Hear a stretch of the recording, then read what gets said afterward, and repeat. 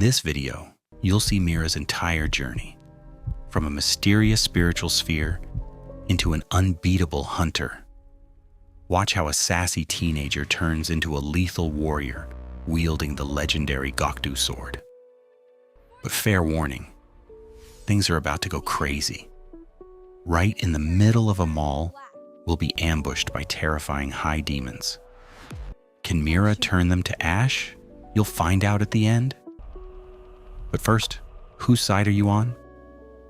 Subscribe if you're on Team Teenage Mira with her magic mop, and hit like for Team Adult Mira with her glowing blue sword. Smash those buttons, and let's get started. It all started on a suffocatingly ordinary afternoon when I stumbled upon a strange, heavily tarnished spiritual sphere at a forgotten, dusty antique market. It was tucked away beneath rusted trinkets and discarded memories. Yet it pulsed with a faint, rhythmic blue light that seemed to match the exact tempo of my own heartbeat. The old weather-beaten vendor simply called it a sleeping echo and refused to take my money. Later that night, in the quiet solitude of my apartment, the sphere began to vibrate. It cracked open like a fragile porcelain egg, releasing a blinding, roaring burst of brilliant, neon blue energy that swallowed all the shadows in the room. When the harsh light finally faded into a soft, glowing mist, a baby lay resting on the fabric of my couch. There were no demonic wings, no ethereal tails, no obvious signs of magic, just a tiny, seemingly fragile human girl with a soft fuzz of vibrant pink hair. Yet, even as an infant, she possessed an ancient, incredibly strict, and profoundly judgmental glare. Her narrow brown eyes locked onto mine, silently assessing my worth from day one.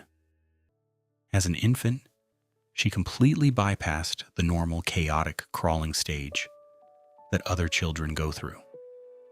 Instead, her very first attempts at walking resembled a clumsy, yet mathematically precise martial arts choreography. She mapped out her steps. If she ever tripped or lost her perfect balance, she didn't just cry. She would get so intensely, furiously angry at her own physical limitations that raw spiritual energy would aggressively spark from her tiny fingertips, filling the air with the sharp scent of ozone and instantly blowing out the electrical fuses in the entire apartment block. As she entered childhood, her terrifying and beautiful gift as a spiritual medium fully manifested. She would spend countless hours sitting perfectly still in the shadowed corner of our living room. Her narrow brown eyes would remain unblinking as she intently watched the shifting, unseen currents of spiritual energy that were completely invisible to my normal human vision. She could flawlessly raise a tiny finger and point out a bad spot in a room, a place where unseen, toxic negativity gathered like dark dust. That was also the exact era when her genuinely terrifying physical accuracy appeared. If I served her a dinner she disapproved of, like steamed broccoli, she wouldn't just throw a tantrum. She would calmly grab 3 heavy metal forks from the table and, with an expression of absolute deadpan boredom, throw them blindly over her own shoulder. They would sail through the air and strike the plastic trash can behind her with the devastating, perfect precision of a professional dart player. No hesitation. Pure instinct. Her teenage years descended upon our lives like pure, unfiltered chaos.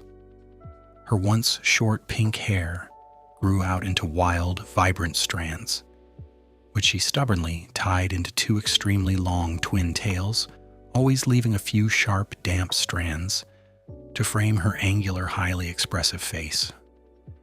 Mira grew impossibly tall, athletic, and slender, wrapping herself in oversized black streetwear and a thick, impenetrable armor of biting teenage sarcasm. Her eye rolls were legendary. Her witty, biting comments hit much harder and deeper than any physical weapon ever could. I remember one specific night when she snuck out of the apartment to attend an illegal underground dance battle in the gritty heart of the city. When I finally tracked her down, pushing through a dense, cheering crowd bathed in harsh, flashing fluorescent spotlights, I saw her in the dead center of the concrete circle.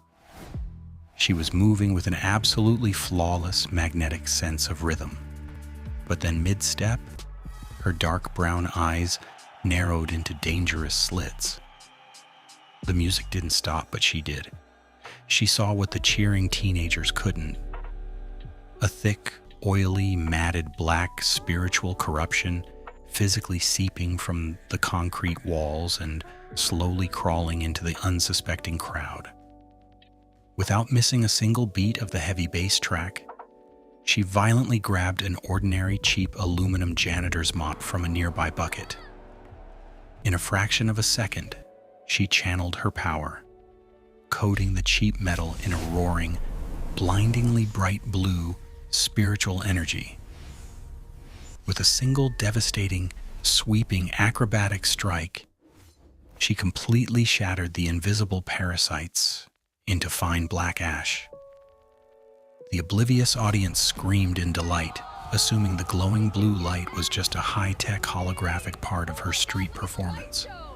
The entire car ride home that night, she sat completely slumped in the passenger seat, illuminated only by passing neon streetlights.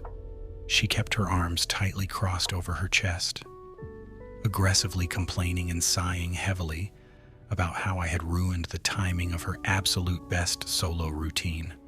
But despite the heavy attitude and the constant eye rolls, she eventually grew up. She evolved from a rebellious, angry teenager into a true, formidable hunter. Her harsh, sarcastic exterior became a necessary shield that carefully concealed a remarkably deep, unspoken affection for the few people she actually trusted. Over the years of fighting back the dark, we were walking together through the brightly lit, bustling atrium of a massive, modern city shopping mall. The air was filled with the smell of expensive coffee.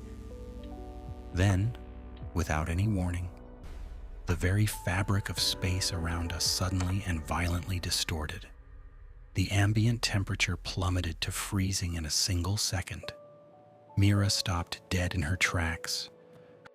Panic erupts. People flee. And I am knocked off my feet, pinned against the debris of an escalator. A demon lunges straight for me. Mira steps between me and the beast. A flash of blinding blue light, and the Gakto, curved moon sword, materializes in her hands. It features a long golden hilt and a massive, curved, translucent blade engraved with waves. The soft crystalline chime of two golden bells on the guard rings out. Mira dives into a dance of death. Every movement is flawless choreography. The Gakto leaves a radiant trail of blue waves in its wake. But there are too many enemies. They surround us. Mira takes a deep breath, her eyes flare, and she forcefully drives the Gakto straight into the granite floor. A massive shock wave of blue light erupts in all directions. It washes over me and the cowering people, bathing us in a comforting warmth. The city outside the window is calm. I'm sitting on the floor, leaning against the sofa, exhausted from the day's events, trying to treat the scratches on my arms.